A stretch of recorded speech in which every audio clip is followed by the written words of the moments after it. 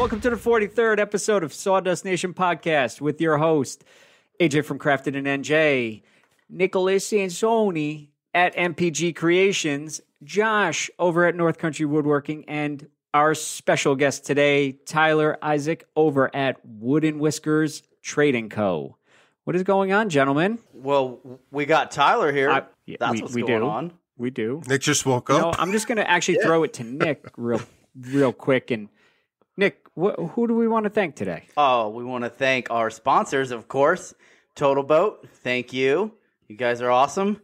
Also like to thank Jtechphotonics for making this episode possible. And lastly, just want to give a little 1-2 love tap to Orca Abrasives. But other than that, I think we're going to move into what's going on in our shops. So our guest here, Tyler Isaacs from Wooden Whiskers Trading Co. What's in your shop? What's going on, man? Oh, man. Well, thanks for, first want to say thanks, guys, for having me. This is pretty cool. What's going on in my shop? So I tend to start one project and then mold into 3 or 4 at the same time. Welcome to the club, brother. Yeah, it's a good struggle, though. Right now, working on a few live edge slabs. Got some ash going and milled up some sycamore. So I'm trying to figure out how my table idea is going to come about for put that. Them together and get some sycamore ash. Some sick ash. Sick ash. Some sick ash. It's the biggest. But we have to know, because the whole world wants to know, how much did you pay for that ash? Yeah. You don't want to know. Too much? You don't want to know. Too much. Actually, so these live edge slabs, it was. Will she respect you in the morning? I can't answer that one. I'm afraid not. It might be the morning after on that one. But oh my gosh, this ash has some history to it.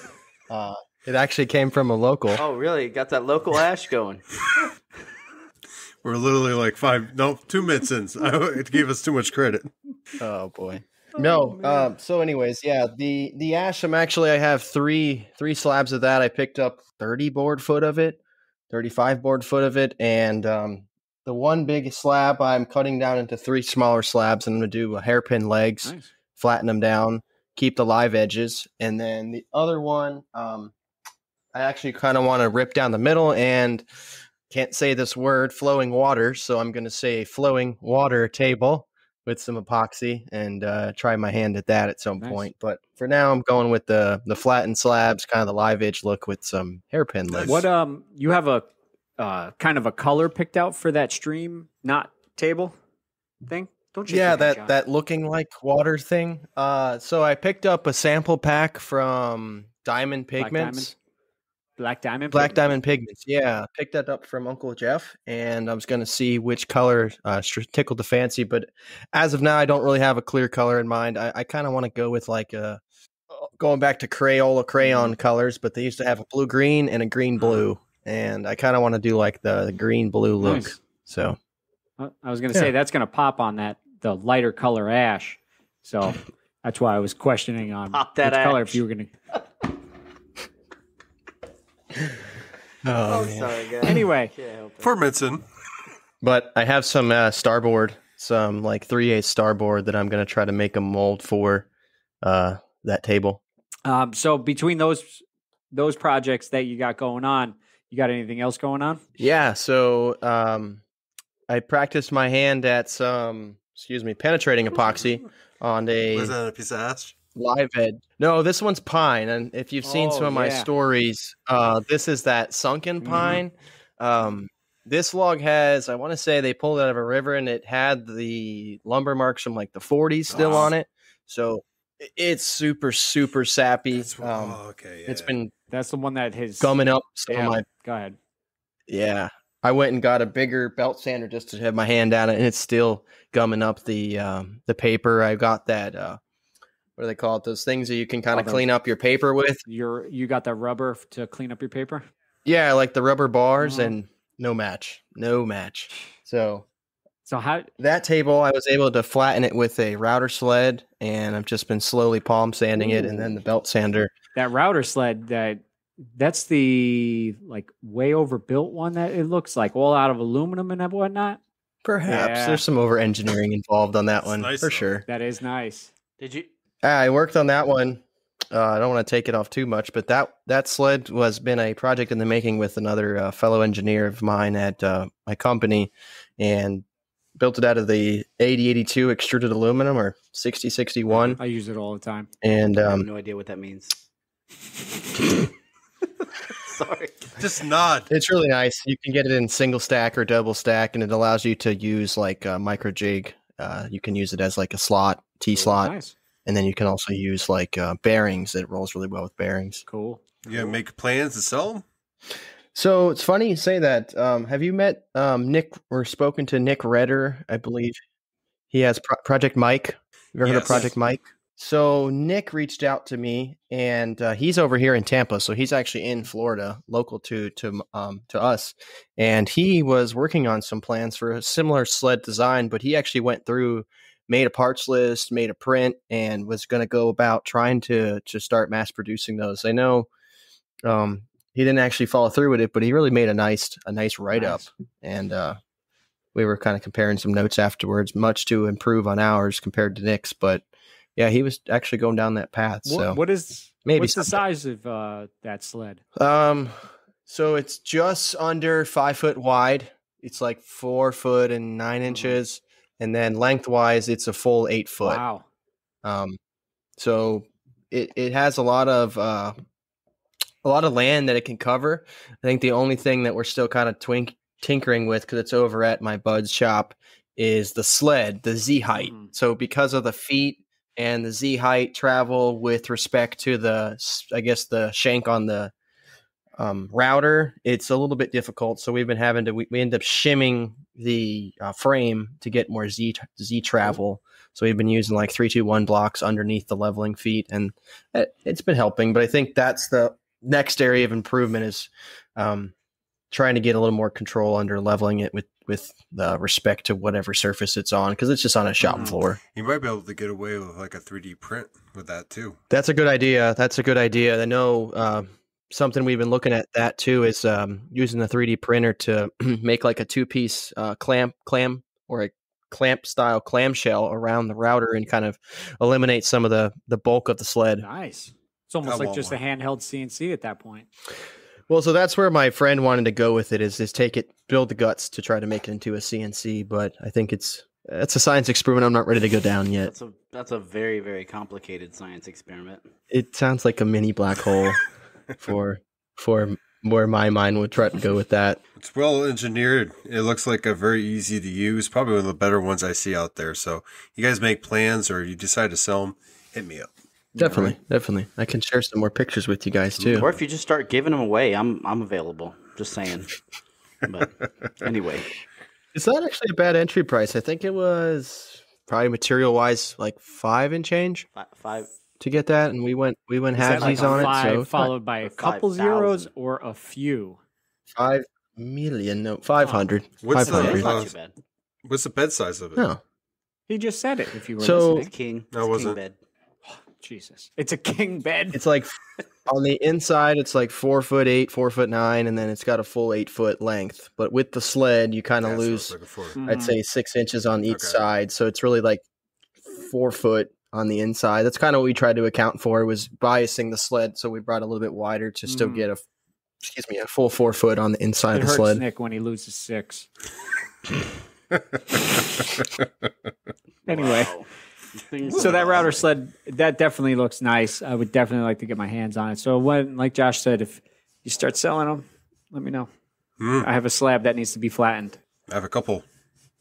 Anyway, Josh, everybody wants to know what is going on in your shop of late. Of late. Well, the CNC's been going nonstop. That's one of the reasons I haven't been doing stories, because basically I wake up, I turn it on, do projects all day, and then at night when 10:30 is the time I need to turn it off. Has some interesting projects completed, knocked out, and delivered, in addition to starting some really good projects that now need to be painted and touched up. But in the gist of it, basically it got done with a going away present, took a coin, carved a larger version, and inlaid a picture frame in the back so they can put pictures of their dog handler, military dog. And then, so that's gone. I made 3 shelves. Let's see, I did like a Mickey Mouse outline with last initial and last name for a door. I did 2 bowl holders. They're complete. I carved out 2 going away presents. One's for a colonel, and the other one is going to a U.S. Marshal. They need to be touched up and painted. And then I did a charcuterie board that might not be going to the customer that wanted it. Oh, you'll sell it either way. I guarantee that. Oh yeah, it's beautiful. Like, long story short, a while back, I went and carved a bunch of charcuterie boards out of this one slab, and they've been just kind of been sitting in the back. I already drilled holes. They just need to be sanded and then basically cleaned up a little bit, and they're ready to go. So I took, I don't know, hour or 2 to basically do that to this one charcuterie board, and it's beautiful, air dried walnut, so you can't go wrong, right? You never go wrong with air dried walnut. But yeah, I mean, just, doing the norm, getting jobs done. I did pretty good over this last weekend, getting jobs complete, knocked out to the customers. Probably completed 3 or 4 different projects all in one weekend. So I'm pretty happy with that, and got 3 or 4 started and basically about halfway in. So I'm getting more orders left and right. I just I got to start writing them down again because I'm starting to lose track. So yeah. But yeah, man, I had an interesting mistake on one of the projects. I actually sent AJ a picture. Basically, I've been kind of experimenting with easel and, trying different settings and seeing what works, what doesn't. And I found one that doesn't, and basically took my engraving bit and drilled it into my finished piece. Go ahead. Do you know why it happened? I do. So in easel, there is a way to save parameters like your X and Y homing position and your Z height. Now, I was seeing if I closed out the tab and went back into it, if it would save my X and Y, which it did perfectly. But the Z height it has trouble with. So for some reason, it just dove down. I caught it in time. I already had it on the X, but it carved out a decent sized hole.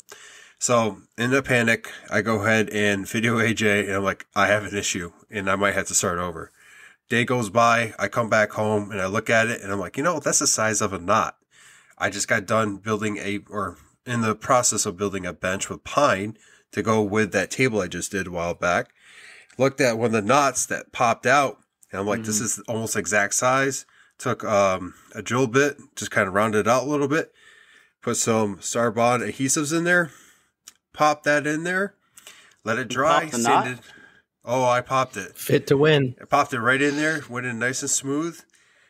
Once it dried, I sanded it down. I engraved the piece right where it needed to be. It looks like it's a knot in a piece of ash. Well, man. So many things I could say to that, but bravo on your ingenuity, sir. Sounds like you're staying very busy. Yeah, it was definitely interesting couple of days.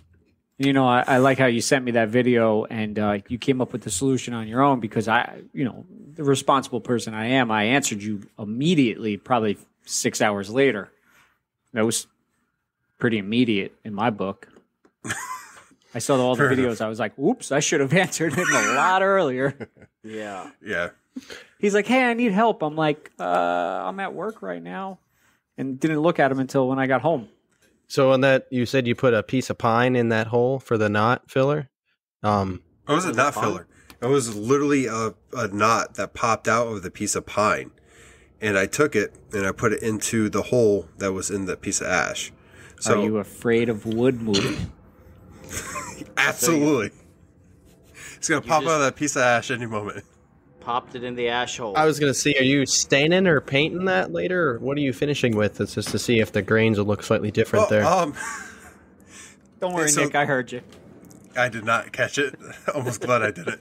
But anyway, it literally, I'm going to pour epoxy into the engraving, and then I'm going to finish it with polyodis. And it's just, how sometimes you pick a piece of pine up and the knot falls right out? It's just that little piece. I'm very happy with how it came out. Josh for the save. Yeah, that's about it. What's going on in my shop? Always something. But Nick, man, I have to know since AJ's not here. What's going on in your shop? Lots been going on in my shop. I've got moving parts all over the place. So last week was the week from HE double hockey sticks because the majority of my work has some sort of engraving or some sort of carve into it, whether it's a build or not. So my CNC machine was doing funny things. And so the x-axis was drifting left to right on all my carves. And I diagnosed. I tried to loosen up the wheels. Thought there might be a friction issue. Blow everything out. Check the wiring. Make sure all the wiring was correctly installed. Maybe blow that out just to make sure no little dust particulates got in there. And it just kept jacking up. So I was at my wit's end. I'm like, man, I have this kick A machine, Mm-hmm. and I just upgraded it and everything, and now it's essentially worthless because I can't get a straight carve on it. So I was talking to Joey Steelblade on Sunday night, and he was like, check the bearings in your, on the stepper motors. So I went to go take the X-axis stepper motor off, and one of the couplings was loose. So I tightened it up, and it's dead on the money now. So thanks to Joey Steelblade for the idea. It wasn't the bearing, but it was just that coupling thing that attached the stepper motor to the screw. Other than that, though, this last week has been a pain. I've wasted so much material just because I thought I fixed the issue. I would go to carve it again, and next thing you know, I'm jacking up. But I found a bunch of workarounds for some of the issues, so I was still able to produce. I ran out of Totalboat Halcyon, so I placed another order for a gallon of it. Ooh. Yeah, man. Nice. It comes in a gallon? Well, it's 4 quarts in a gallon, right? So I ordered 4 quarts of it. Sure. So That math checks. Wait. I'm not a very smart man. I heard 47 quarts in a gallon. Give or take a few. I mean, it's not like I could just go drop a whole bunch of money on Totalboat, but I could always drop money in Totalboat. No, I know, but I was trying to keep it cost reasonable because if you let me go wild on that site, I'm going to be broke. I'm eating ramen noodles for the next 3 months. Anyway, I still have a shadow box to do. I jacked up a large glue up I did because I thought I fixed the machine. I tried to carve out a face to a shadow box, and it messed it all up. It's terrible. But the one, go ahead. Going back to your projects that you posted recently, you did a security forces badge with a dog. I'm guessing it was for a dog handler, and yes. it was beautifully done. Yeah, it was. That was impressive, man. You did a great job on that. That was with the machine that was all jacked up. I would have to do short little passes and then bring it back to zero, re-zero it out, and then bring it back and do another portion of it. It was a pain in the rear, man. So, but workarounds work when you're desperate. You got to do what you got to do, and obviously the customer already paid me, so I wasn't going to be like, hey, by the way. And then I found a new lumber supplier down here. There's a place called Dakotapremiumhardwoods, and they are amazing. I think I paid $3 a board foot for 4 or 5 quarter cherry. So, wow. Kiln dried, nice, love it, man. I'm going back there. I will never go back to the other place ever again. I don't know what they were smoking for $12 a board foot for cherry, and $25. Let me tell you, I got some 8-quarter walnut behind me. I picked up a few planks of that, 8 to 10 foot planks of it. It was $7 a board foot. I challenge you to find that way in Jersey. I mean, you could just go take it, and then it's $0 a board foot. Rob the store. $3? $3.99. I'm not condoning that, but question for you, Nick. I wanted to know the history on that bayonet that you're working on. Is that customer provided to you, or is that Yeah, the one that I just posted up. Yeah, so Friday, this customer, my buddy Nap from Napsknottyworks down here, he does most of the That's the company name. But he does most of like the MTI, military training instructor, going away gifts. Well, he was just like over inundated. They hit him last minute with a bunch of orders. And so since I was in the office, he kicked a gentleman my way to fulfill this order. And the guy gets me the bayonet on Friday night at like 11. And I had it done by Sunday. So that's not my bayonet. It wasn't my saying, but I did make everything in it. Wish I had a little more time to do it, though. Yeah, it turned out good, man. You knocked out some projects with all sure. those issues, and they turned out great. No one would ever have known you had issues with this. But yeah, that's all I got going on in my shop. So how about you there? Oh, one more thing. Why does he have a note card? Because I write down what I'm going to say. I like to make a laundry list. Okay. You guys don't do that? Good. No. 7 Ps. What's that? You ever heard of the 7 No. Ps? What's that? Prior proper planning prevents poor Oh, performance. you said a nutty word. I have to take it out. Yes. He said a naughty word. Get it? This is my PCC PCI check. So It's part of those highly effective habits for adults. The series of we're not books. adults, so I don't know what. Yeah, to we're tell not that smart. Or professionals. Hey, have we not heard of the podcast? If there's no pictures, Nick just doesn't do it. That's right. That's exactly right. So Anyway, I don't want to give away too much, but I am pricing out a large machine, so I will keep you guys updated. CNC. On that. Can we play the hot and cold game? See if we might know what it is. That's okay. I'll hit you guys up next episode or the episode after that and give you more specifics.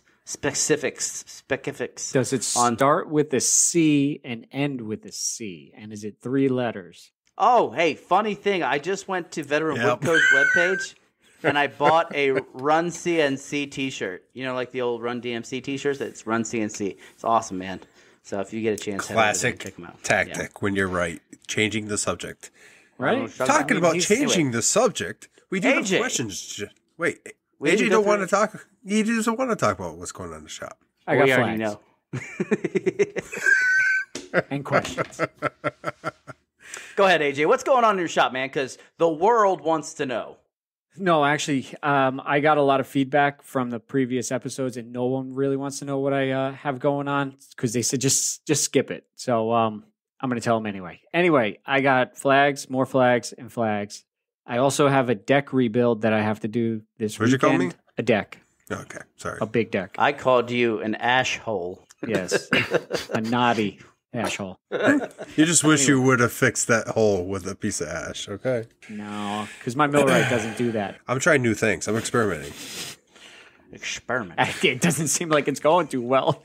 That's Anyway. pretty desperate if you're experimenting with. Never mind. Go ahead. So I got to rebuild my deck this weekend. I'm adding on to it as well. So I'm going to go from like a 12-foot wide deck to a 16-foot. So I got to do some new joists. I'm redoing the whole deck top, railing, stairs. It's pretty much just going to be the carcass is going to be left. I actually just dug a 3-foot hole. So I put one of those, I call them sono tubes, filled it with a ton of concrete today. And it went well. So hopefully 2,000 pounds of concrete in there? Yeah, I just filled it until it overflowed and then went down like the grass. I figured if the whole area is filled with concrete, where's it going to go? True. Right? Did you set your post in there, or are you going to come do the above the I'm going surface? to put it on top. I'm going to fasteners? use one of those red heads, drill a hole, knock it in, screw it down, and then I'll do the 4x4 on top of it. All it is the deck now has 3 posts with footers. The only reason that I wanted to add one more is just to span it across. I mean, it does have 2 2x10s that span the length of the whole deck that's supporting all the joists. So, I mean, I'm going to have the load distributed on those 3 existing. My 4th post is just going to kind of be there as a security because on my luck, it would tip over on that one side and then fall apart, knock down the whole house. OCD. So Makes sense. But yeah, so I got that coming up this weekend. So I actually took off Monday and Tuesday of next week because I figured with this deck build, I'm going to pretty much be tied up Saturday and Sunday. And then I'll continue on with more flags and whatnot. I got to send a few out. One's going down to Florida. One's going to, I don't remember where the other one's going to, but it's going to tactical keychains and a few other things for flags, but just flags. And then I got a collaboration flag that I got to do a carve on, and it's with another maker. Yes. What? Oh, just to say tools today, maybe. Oh yeah, I was gonna. Don't worry, I'm gonna mention them. Oh, okay. So as Josh interrupted me. Well, yes. where's my flag at in the queue? Who are you? It's next. It's. I tell that to everybody. Oh, you're coming up. Don't worry. 3 weeks later. Next. No, I got to actually pick up more 2x4s because I'm running low on them, and I thought I picked up enough when I picked up like 400 of them. I was contemplating on if my orders kept rolling in like they were. I was just going to see how much a pallet of 2x4s from Home Depot was going to be because I could kind of outweigh like the junk ones, but my luck, the whole pile would be junk. So then I would just lose all my money. Yeah, but it would save you time, transportation, and they could dry you out all together. You might, I got no room for it. That's the problem. You just put them in your room, your bedroom. Yes, I don't know. Between a pallet of 2x4s and rebuilding the deck, I mean, I might be tapping out for a little while with the cost of pine lately. Yeah, trust me. It was a pretty penny to get all that pressure treat as well. I just kept rattling all the items that I needed, and the guy's like, "Oh yeah, it's going to be this price," and I was like, "Just do it." It's still. I knew I was going to spend roughly about $1,500 to redo this deck, and in total cost with every material that I could think of, I think I'm going to spend at least probably like $2,300 or so with all the building materials, screws, hangers, all that. And then we'll do it that way. But with that, that's all I got going in the shop. And I want to get that mailbox started as well. That'll be at some point, when? Never. I'm telling you. What was the color of that again? It's fuchsia? Going to be cedar that's going to be painted fuchsia. And I'll get it done when my kids are 30 with their own kids. Are you going to finish it with Halcyon? No, I'm going to finish it with, I got nothing for you. Walnut veneer. Yes. Well, it's been stated that Halcyon will hold up against the weather, so Josh can attest to that. Yeah, so why not spray it and forget it, man? Oh, no, I'm definitely going to use the Halcyon. I was just trying to come up with something witty to come back at you, but I had nothing. I was going to... story, bro. Yes. What's your thoughts on using Halcyon for like a cornhole board? Why not? Me or Josh? Yeah, well, right. I asked the question, Nick. No, you've got to answer your own question now. Well, see, no, I'm curious. Just what's your thoughts? Would you do it? Would you not do it? Reasons why? Why wouldn't you? I'm just asking. Well, it's getting to be that time, and I know we have the cornhole master here, and I wanted to throw it out there. Yeah, why not? The only thing I would say is you want to wait till it cures completely before you start using it, because I've actually, when I spray some things and then I go back and handle them or whatnot, if you catch it on the corner or whatnot, it'll peel a little piece of the Halcyon up because it's almost like a. Yeah, but that's the same thing with the poly. So you're gonna wait till it dries completely before you start using it. So other than that, why not, man? The gloss stuff will be great. Give you a good slide. That's exactly what I'm thinking. I already have it in stock. Already been asked a couple of questions about when I can make them. Blah blah blah, and I'm like, when am I going to use to coat that? And I'm like, Halcyon is going to probably be the go-to this year. So probably the easiest thing too, man. Like if you already got it, then so I used to brush mine with sponge brushes. That was a pain in the rear. Been there, done that. First one I did that again. I was going to say you may have to use the sponge brush on the inside of the cornhole hole so it doesn't like drip down or you lay it too thick. Self-levels. Yeah, you spray it on. It should take care of it because it's a nice and thin layer. You do a couple of those and you should be good. I wanted to throw it out there, and maybe I was, not seeing a problem with something. Because, I'm noticing one trend here. I know Totalboat was one of our sponsors, but Halcyon is like golden for everything. Like I haven't found a use yet where I'm not using this like either Halcyon or Odie's oil. It's really the only two things I've been using of late. Just curious. I'm so confident with the Home Right sprayer and the Halcyon that I will spray right next to my truck. I'll spray things right next to my truck. I will get no overspray, no like mist or nothing like that. I haven't had to wash my vehicle in a long time because I just put Halcyon on there and it comes right off. But mix in some Rhino liner and you're set. Yeah, man. No scratches, anything. I'm golden. It's a submarine now. I actually poured epoxy over my truck after I washed it, so it'll stay clean easier. It's got a nice little shimmer to it. Yeah, I just sprayed some Halcyon on a fire pit cover that's going to be pretty much outside the whole time. I saw that. And it seemed to be doing pretty well so far. I've been kind of checking in with them, so that looked pretty good. Totalboat actually shared that on their page. Nice, man. That was really cool. You actually inspired me to do a cover because we have a table top out in the yard, and it's glass. And for like having a 4, almost 5-year-old, and one that's about to walk, I was thinking about doing a cover for it, a nice wooden cover. That way, like it's a little bit more durable. And I saw yours. I'm like, yeah, I think this year that's going to be a project I'm going to do for the backyard. So we got some questions. Oh, do we? Kind of went on a tangent there, didn't we? It's all good. So, for the love of Halcyon. Who's got the first question? I do. And it's Morrison and Son Woodworking. He's sending in some audio, and we're going to listen to it now. And hold on. Get in there. Come on. Hey guys, Brendan here from Morrison and Son Woodworking. Question for you this week about outdoor projects and wood species selection for said outdoor projects. I have somebody looking for me to build them an outdoor table and benches, and was going to use thermally modified ash, but have heard that it might be a little bit too brittle for that due to the baking process, but not sure if that is still a good choice or if you guys would go with more of a mahogany or cedar, and or maybe even white oak, ? I've heard that might be good for outdoor projects and you just have to seal it properly. But yeah, just let me know what you guys would go to for wood species on outdoor projects. Thanks. Love the pod. Keep it up. Nick, you have your hand raised? Teak. Do it with the teak. I'm telling you, teak's made for outdoor. Well, it's grown outdoors, just like the rest of the trees, but it holds up. Wait, hold on. We're not going to let that go that easy. So, Nick, do you know where wood comes from, right? It comes from the Home Depot. We're going to have this talk. We're going to have where the trees come from talk. So go with the teak. I've seen a lot of outdoor teak furniture, and it holds up.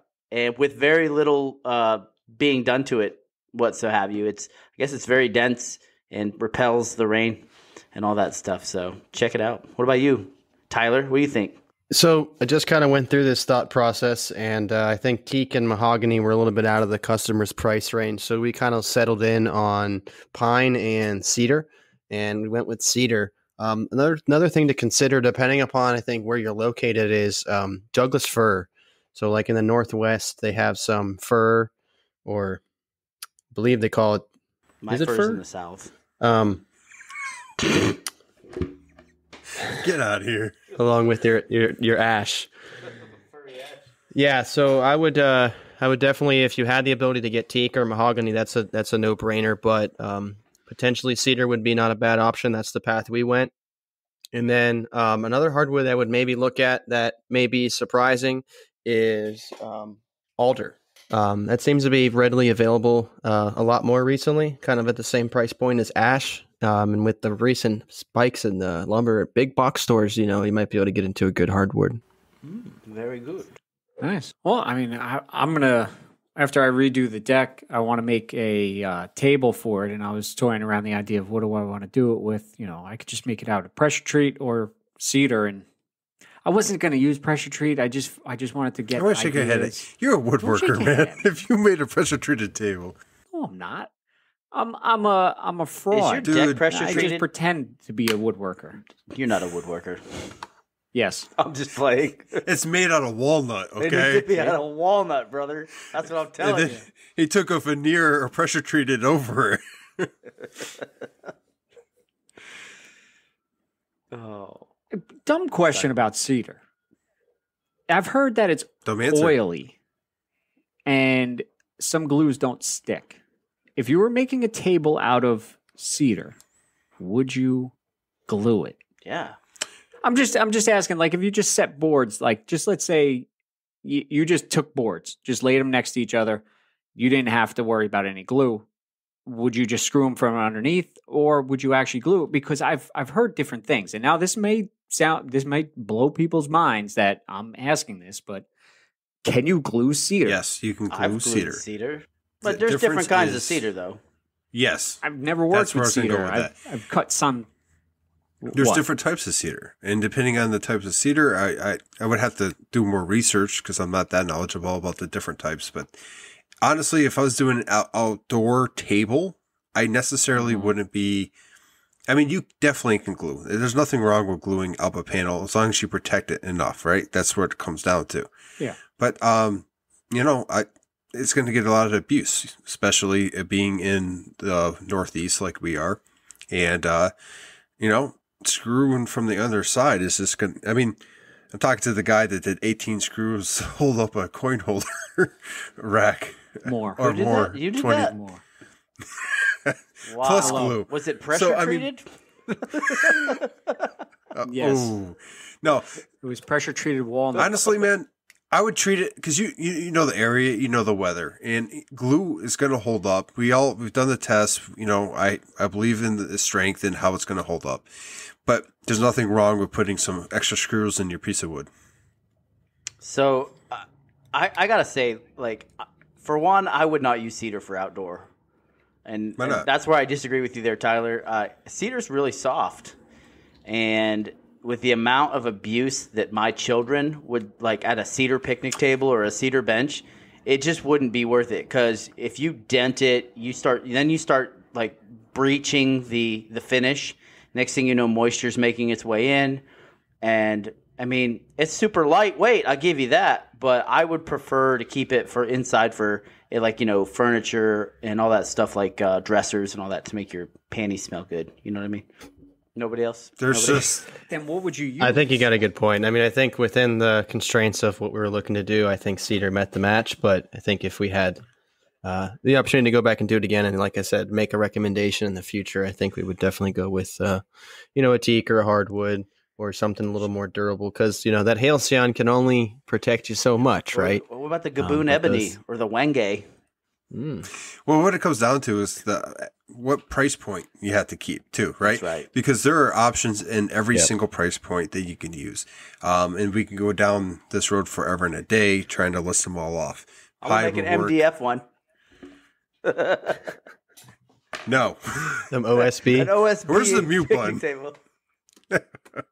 Long story short, man, it really depends what you want. If you want, like a hardwood or anything like that, you could do it out of oak as long as you sealed it, white oak. You could do poplar, you could do cedar, pretty much everything you named off. It depends on how much you want to spend. That's the key. Well, I think that about wraps that up. We got any other questions there, Josh? Yeah, we do. Tyler, do you want to go ahead and read off the questions submitted? Sure. Yeah, so we got a question submitted from Lucas over at Man-Made, and he sent us 2 questions in here. So the first one was, how was it to be inside the rocket that Blue Origin launched last week? So you guys may know, but I am a rocket scientist. I work for Blue Origin, which is a private space company owned by Jeff Bezos, and we had our Mission 15 last week. So funny thing is, I wasn't on the rocket just yet, but I did have parts that my team built, and we were involved in heavily for providing to the team to integrate onto the vehicle, tubes and various valves that were used on the engines came through our shop. So that was pretty cool, but I can't say I've launched on a rocket yet, but I definitely would love to fly and be an astronaut on one of our vehicles here soon. So hope to someday answer that and say it was fun and successful, but just not yet. That's so awesome. I didn't even know that about you, man. You think Jeff would want to come on the podcast? No, I'm playing. Yeah. Wow. It's funny because Jeff's actually an electrical engineer by degree, and we have these monthly, well, it's slowed down, but we had these Saturday space forums, and I used to call them Space Church. and it'd be for 4 or 5 hours, and we have different keynote speakers. And I mean, Jeff's like a kid in the candy store during those. He'd be at the front row, raising his hand, asking a bunch of questions. The guy was truly, truly excited, and he still is to this day extremely passionate about the idea of, humans returning to space to stay. So he's our sole benefactor, and as long as we continue to support Uncle Jeff and, buy from Amazon, we're going to continue on this path. That's awesome, man. Well, you got to have a passion. And I'm glad that he has the passion for it, and he's just not in it for the money. You know what I mean? So that'll make things. I think that makes all the difference when you're looking at safety aspects and all that. But I can't really speak too much about space, the final frontier. The 1-year mission. I'm sorry. Yeah, no, it's Jeff has extreme passion for it. They have our article from him back in his high school yearbook, and he had this crazy idea of wanting to make space hotels, and he was in his yearbook of saying that. And to this day, he still believes that at some point he could bring, that's our motto, is millions of people living and working in space. And that's truly from Jeff directly. That's awesome. Should I jump into the second one? Go for it. It's your show, Brib. We're just here. Oh, man. I am lucky. So let's see. What do we got here? Totalboat products. Yeah, so you guys are actually sponsored by Totalboat, and we started using some Totalboat products. So I think Lucas asked us, what has our favorite product been and how we applied it, and what's your favorite finish been? We probably already hit this one with Halcyon, so I would definitely have to go with the Halcyon route just because I enjoyed using my HomeRite sprayer to lay it down. And actually, I was talking to AJ about this quite a bit to figure out the best tip and the angle, so I think I ended up going with vertical to lay that down. But I also have used their penetrating epoxy recently. I think my inexperience with epoxy probably weighed in heavily on that. I had one that off-gassed on me super fast to an exotherm and, burned through the cup. So that was an experience. I think because of that, I'm still seeing some tackiness on the epoxy pour. So I have to kind of learn some more there. But those two products I've really enjoyed, and I like getting to talk to the people over at Totalboat. Have you ever seen their, Norwal Labs, that makerspace they're putting together up there in Rhode Island? That's yeah, it looks really cool. It seems like a really cool group of guys there, and really cool special company. But yeah, penetrating epoxy is great. It's just got to watch out for that. I've actually never had that. I had a friend I loaned my penetrating epoxy to for his project, and he that night put it together, and he had issues with it. But I also use the pumps that they have, and that saves me so much trouble. I don't have the tackiness. It's just easy. You know what I'm saying? Definitely worth getting. Those pumps, they pre-pour, right? Like they are fixed volume, or is it just... It's fixed volume per pump. So it makes it easy, but you got to make sure you pump it all the way down, and you know what I mean? Or else you're not going to get the full load. Anyway, I have to agree with you guys. The Halcyon is legit. So I'm going to stick with that. That's my story. I'm sticking to it. I've used a bunch of their products, like I have the fast hardener, and I've used that a couple times, but the majority of my go-to is every time I make something, I'm spraying it with Halcyon. It's so easy to use, doesn't stink, and I can do it around other things and not worry about overspray. So that's where I'm at. AJ, what do you think, man? Just Halcyon. I mean, that's kind of all I haven't used epoxy for anything else to protect. It was just kind of the Halcyon that I've sprayed. And, I'll go with that anytime I got an outdoor project. So I know the mailbox I'll definitely coat in the Halcyon. I was going to use the spar urethane as per the instructions that I got, but I'm going to go with the Halcyon because I know it's going to work better. I know it's going to hold up better, and it's going to probably last longer than something else that I'm going to have to worry about. And for that, I'll go ahead. Have you ever used the deep pour at all? Any of you? I have. I have. How deep do you pour it? Like 2 inches thick, and it's good, or is it an inch? Or I think it's because I'm so scared of epoxy. Because I just don't want it to react weird. I don't want it to screw up on me. I only poured. I think I did 3 different pours on that because I made that snow globe. for Kim for Christmas. And I think I did like maybe 3/4 of an inch to an inch in one pour. And then I did 3 more of those. And it worked out fine. You're supposed to do single layers up to 1 inch thick, and for larger applications, and then 2 inches thick for smaller molds. So, I mean, I've never done 2. I usually keep it around the 1 inch, and it's worked fine for me. I was gonna say. Go ahead. Oh, that's cute. No, you go. Can't stop talking. Oh. I was going to ask for the deep pour. Did they recommend that you seal it first with a penetrating epoxy before you go into that deep pour? I did not. I would guess that you can. I know I've been sealing up a lot of stuff that I've been doing, especially after a couple times I kind of had a little bleed. You could tell just a tiny bit. I know I did that false floor for my buddy, and you could tell some of the colors were bleeding into the ash itself. So I should have coated those, but for the deep pour one, I didn't do anything. I just I made a homemade mold and let it rip. I've done both. Depends on what I'm doing. When I'm working with ash, like the 2 pieces I'm currently working with, I will be doing the penetrating epoxy before I pour anything on top of them to prevent any kind of, you okay, Nick, over there? Hey, you had 2 pieces. It's cool, man. Whatever. Yeah, I'm rolling.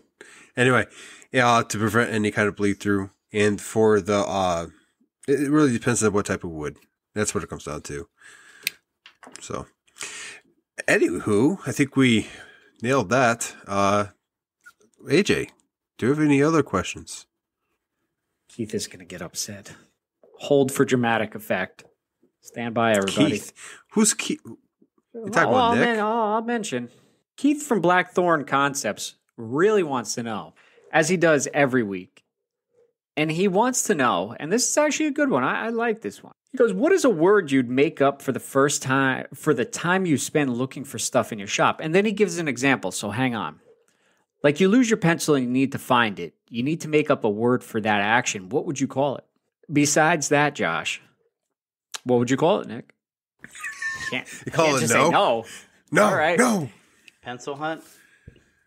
No, he just gave the pencil. Like if you lost your miter saw and you were looking for it for like hours. I'd call the cops because somebody stole it.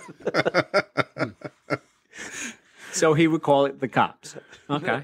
I don't know. I call like I lose things right in front of me. So I'll have a pencil in my hand, set it down, and like I go to like move a piece of wood and go back and look for my pencil. It's just like vanished. So it's like straight up Eric Pennington magic over here. You know what I mean? Oh, Eric's awesome. Yeah, I know. Like, so I just call it like the Houdini. I'm hunting something. You know, like I got Houdini today with all my tape measures ended up in the quantum realm. So anyway, that's where I'm at. What's up with you guys? What about you there, Tyler? You ever lose anything? Oh, it's bad. It's bad. Whenever I buy things, I purposely hide them from myself. So if I do lose them, I remember the last place I hid them because I struggle with that. I think I just bought a new pack of marking pencils, and I took half the package and gave them to my fiance, so I knew that when I lose them, I wouldn't be all out. That's a great idea. That's like an experiment control. So it is. It's definitely worthwhile to try out.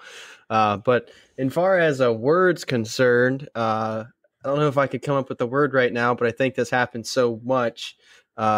I'd probably say what's that or what you call it or whatchamacallit because it's always what am I losing and I can't remember what I lost because it's normally more than one thing. So, AJ. Gosh, I got nothing on this one. I literally have nothing. I don't know. I'll listen to yours because I don't even know. I don't know where I put the answer. Well, I've got a term for the terms. Okay, and we've used this term before. I think we came up with it. It's called a makerism, where you're doing something. Well, you're doing something as a maker, right? And this stuff only happens to makers because who else is losing their tools in the middle of like using them? He really wants to do shirts. If you want to see some Sawdust Nation podcast T-shirts with our phrases or titles of our of our episodes on them, shoot us an email. Let us know. SawdustNationPodcast@gmail.com. I want to hear from you. I will make it happen if you want to see it. Send me your ideas. Sawdusted. That's a good idea. I should write that down. Yeah. Hey, Josh, what about you? I cut you off rudely. I'm sorry. The first thing I thought about was the Where's Waldo books when you're younger and you're looking for things, and he's always right there in front of you. You're just searching and searching. So I'd probably be like, whatever it's missing, just be like, where's Waldo? Okay. So Where's Waldo is interesting. One of the things that funky rocket scientists do is they put little Where's Waldo stickers around the factory. And if you find Waldo, you have to take it and put your initials on the back, and then you have to place it somewhere else. And I recently ran into one, and they put Waldo inside the microwave in the kitchen. So I took Waldo out and I put him on one of our engines. I think I put a picture of it on my story. But every time I walk by, I'd like to see if someone could see him, because he's like sitting on top of the side of the rocket. And then I've gone by and put him on. He's riding the rocket nozzle, and it just looks mildly inappropriate. Well, Tyler, in the Air Force, when you're working on airplanes, that's called FOD. So where's Waldo? Yes, very tools, familiar with. The next thing you know, there's an engine blowout. Yep. You guys do a sponge count for your foreign object debris, or we just do line up and do FOD walks. Line up in a straight line and pick up our stuff, like rocks and all that stuff. We have what's called sponge counts if we have like a high control level or a FOD level, where we have to physically count what went into the work cell and what comes out of the work cell prior to closeout. That's basically, we have when I was a maintainer, we have a CTK, a place we got our tools, and they would look over the tools, inspect them. We would inspect them, go to the plane, come back, and then, before we left, inspect them. They would inspect them again, ensure all tools were there. And if one was missing, guess what you're doing until that's found. So similar. Just taking off on a tangent real quick with tools. Have you ever used the Snap-on? They have an ATC system called Automated Tool Control. You ever heard of that? I have heard of that. I have not seen it used, but I've heard of it. Yeah, that's a really cool system. It actually takes pictures of the tools when they're in their certain spots, or when they have when they're shadow boxed. The tool will be in there, and it'll take different pictures of the tool in different orientations, and it'll know if the tool's out and for how long. And very, very expensive system, but for very high level of control when you're working on the bird, it's definitely a worthy system to have. But yeah, I know Snap-on's patented it, so I think they have the market right now until someone else comes in and kind of reverse engineers it. Pictures of their tools. All right. Well, moving on. Nick, we got a topic, right? Yeah. So this last week has got me thinking: when is it time to give up and start over? Or is there a point on every project that you have that if you start jacking it up real bad, there's like a point of no return? Or are you that guy that is just there to the end? You know what I mean? Like, I'm going to finish it, and if it looks like garbage, it's going to look like garbage. Me personally, since I'm passing my stuff to a customer who's expecting a specific item to look the way it's supposed to look, because I've handed them a mock-up or a CAD computer animated design product, I need to have it pretty much to specs. So I can't do that. This week I've thrown away so much material because of my machine issues and getting things right. But what about you there, Tyler? So it's a difficult one. I think it depends on the expectations, right? So if it's a client piece, absolutely, I'm with you, Nick.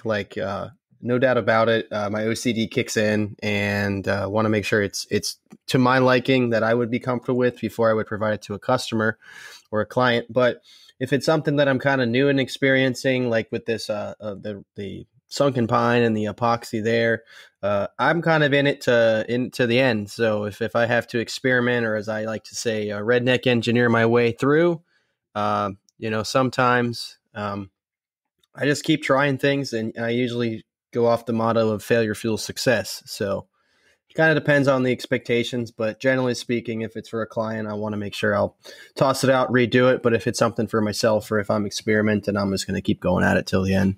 Well, that's very wise words, sir. And I want to quote Jesse Fort from our previous interview when he said whiskey helps. Anyway, how about you, AJ? What say you? I should have just given up a long time ago, since all my projects, I kind of have, they all go wrong, and I should have just thrown them out from the get-go. No, I'm just joking. But, I mean, I would have trashed that 4-foot flag, but I kept going because I knew I could make it work. And even after I had warped wood that was beyond help and for getting stripes on it, so I made it work out, and it actually turned out really well. So, I mean, I'll try it as long as I can before I give up. And if I can't even come up with a solution, then, of course, then I'll just trash it. But luckily, I haven't gotten to that point yet. So what about you, Josh? Well, if you follow me long enough, you know that I actually have gotten to that point. Started completely fresh. I was making that coin holder with a flag. It was a box, and I got to a point where I just could not save it. No matter what I did, it was just not going to be savable. So I started over, and you know what? I learned my lessons and was able to recreate it in a day and, press forward. I kind of know my limit now because of that project. And like earlier when I was talking about the current project where I've spent a lot of time on the CNC and doing different techniques with it, this particular project. And all of a sudden, there was a mistake happen. I left it all day. I did not run the CNC pretty much all day until I got back. And when I did, I looked at it, and the idea just popped in my head. So I was lucky. I was ready to start over.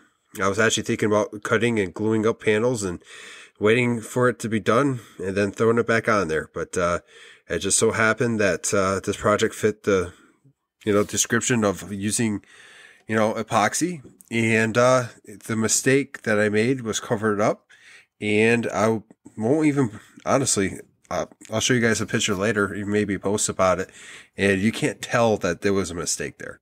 Josh, I think you're absolutely right on the money when you say sometimes if you step away from something for like 6 hours and come back, you just come at it with like a fresh set of eyes and a new mindset, and you can just your brain is thinking in a different gear at that point. You're not worried about it so much. So, or if you've already accepted defeat, you know what I mean? Then you get the bright idea.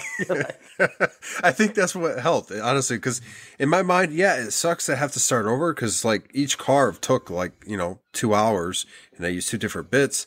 So, it's a front and the back. So it's not just one-sided. So if I mess up on the back, I have to start it over.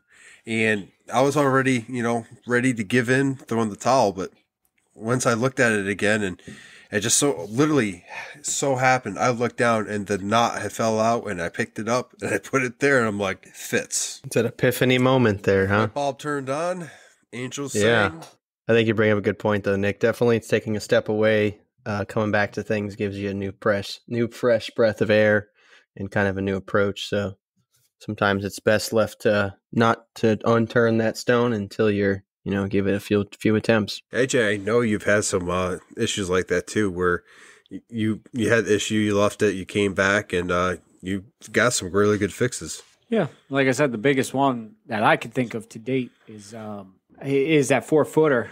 And actually, another one while I was thinking about it was that Wonderly sign that I was doing, because I took the file that I got sent to me and threw it right into Aspire, threw it on the CNC because I was promising my coworker that I was going to have it done for a long time. I actually got kind of screwed over with the CNC file because somebody promised it for me, and then I never got it. I paid for it, but they never responded back. So long story short, I set it up, ran the carve, got it almost all done, and looked at it and went, oh no, one piece isn't centered. So now I had to rip it back off because it was 3 pieces of ash glued up. I had to rip it back off, restain it, and then luckily I was able to salvage the piece, and it came out good because I was looking at it. I'm going, it's not like it a quarter of an inch off. I mean, it was like 3 inches off center, and you noticed it from when you stood back. And I'm glad that I took the time, looked at it, and said, okay, I know how I could fix this. So, because if not, I was just going to trash the whole thing, and Kim wasn't going to be too happy because she spent a lot of time painting. Yeah. I wanted to eat a big bag of.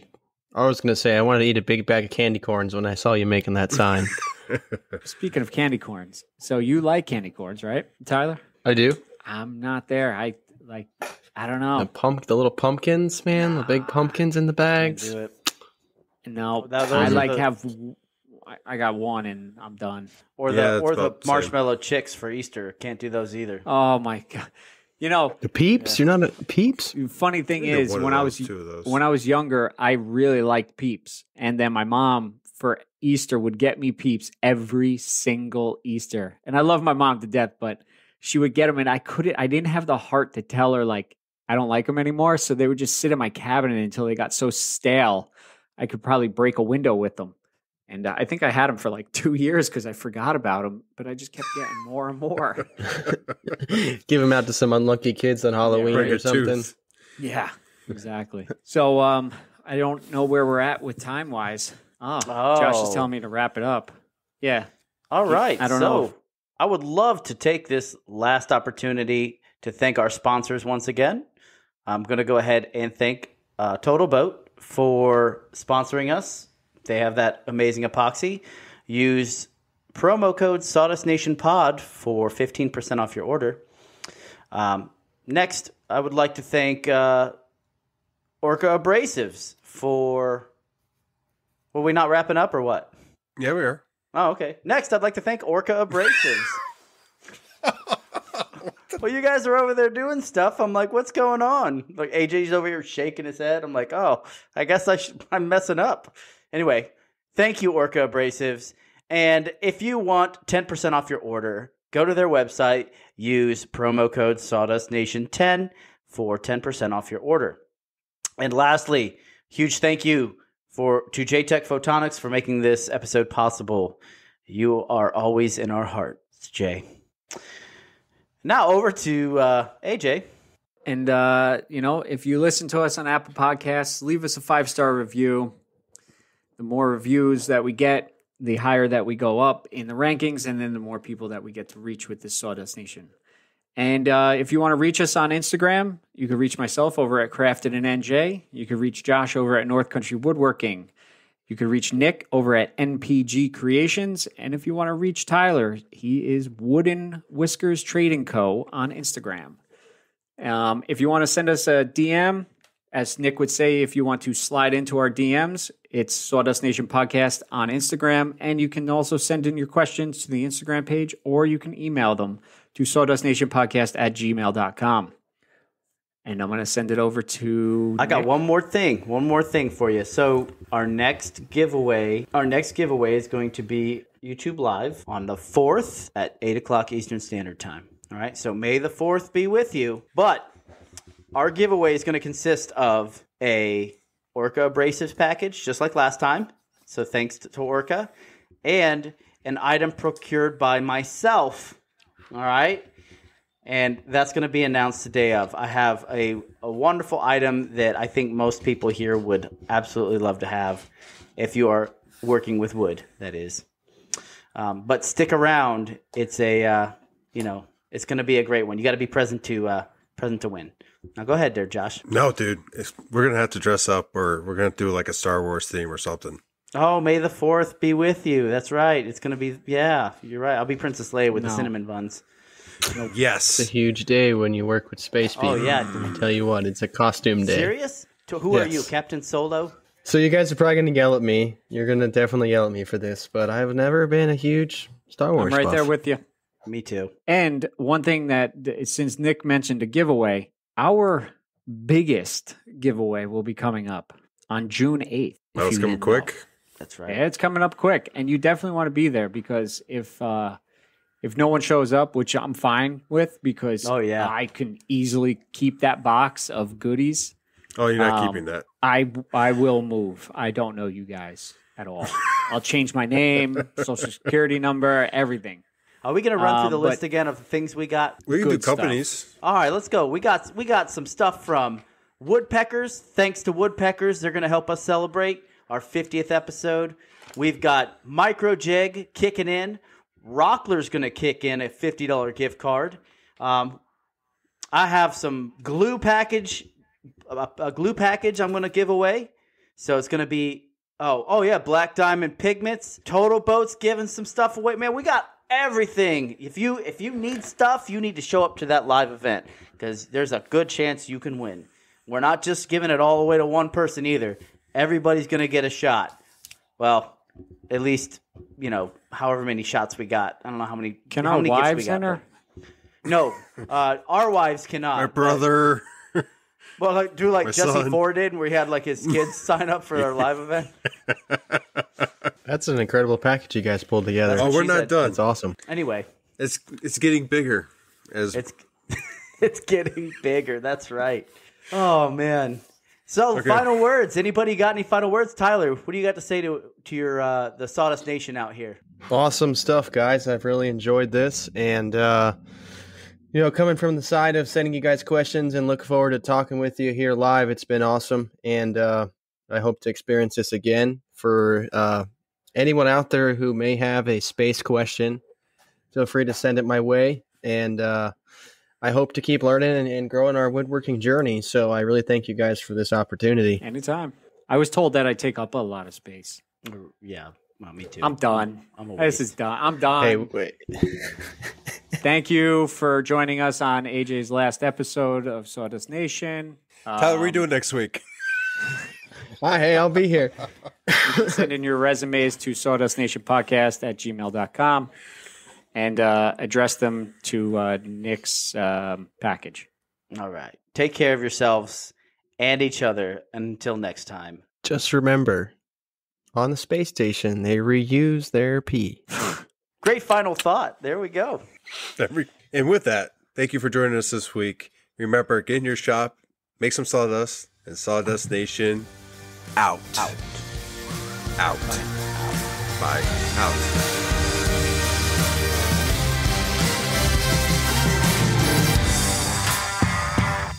I reuse my pee. I'm just saying. Wait, Nick, we're going to dive into that one.